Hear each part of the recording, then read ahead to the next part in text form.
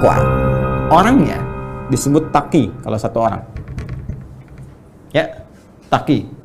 Ada orang namanya Ma'ul, misalnya Ma'ul at-taqi, ya, Ma'ul sedang berusaha jadi takwa. Ya. Kalau jamak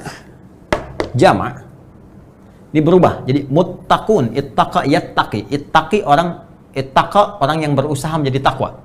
Yattaqi muttaqun orang-orang yang takwa. Kalau dijarkan muttaqin atau nasabkan muttaqin, ya. Muttaqun orang-orang yang berusaha meningkatkan takwa, ya.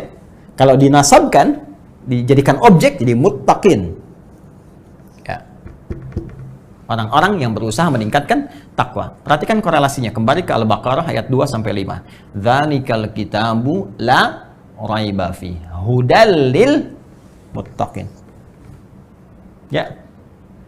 Isi Al-Quran jangan pernah diragukan kandungannya, memberi petunjuk pada orang-orang yang berusaha meningkatkan takwanya. Bagaimana dia bisa meningkatkan takwa itu? Ya, kan kesini kan? Semakin kau tingkatkan takwa, takwa akan menutup sifat burukmu, kan? Fujurnya hilang, kan?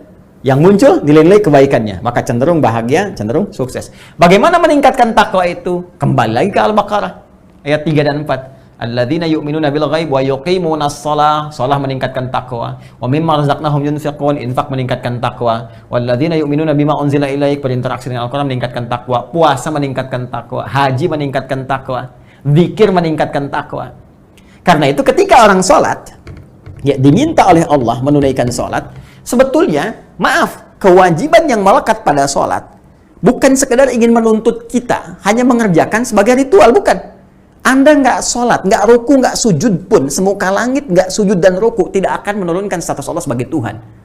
Allah nggak butuh dengan sholat kita, yang butuh kita. Karena manfaat sholat ini sendiri, sholat adalah bagian dari amalan takwa. Ya, masih ingat korelasinya? Ketika takwa dikerjakan, ya, naik takwanya, maka potensi ini akan mulai menutup sifat-sifat fujurnya.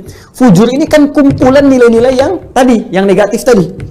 Ya, yang cenderung membawa pada nilai-nilai keburukan. Nah, kalau takwanya naik, ininya ketutup. Di antara amalan takwa itu sholat. Semakin orang sholatnya benar, semakin meningkat, maka sifat-sifat buruk ini mulai terkoreksi, tertutup. Tutup. Ini sebabnya di Quran surah ke-29, ayat ke-45, ada redaksi, innas sholata tanha anil fahsya wal munkar. Sungguh, sholat kalau benar dikerjakan akan berpotensi mencegah perbuatan keji dan mungkar. Makanya saya sering katakan, orang kalau sholat benar, ya, benar aja sholatnya, maka sudah, pasti jadi orang baik. Itulah sebabnya dalam Islam, dari sejak anak dini itu yang dituntut sholatnya.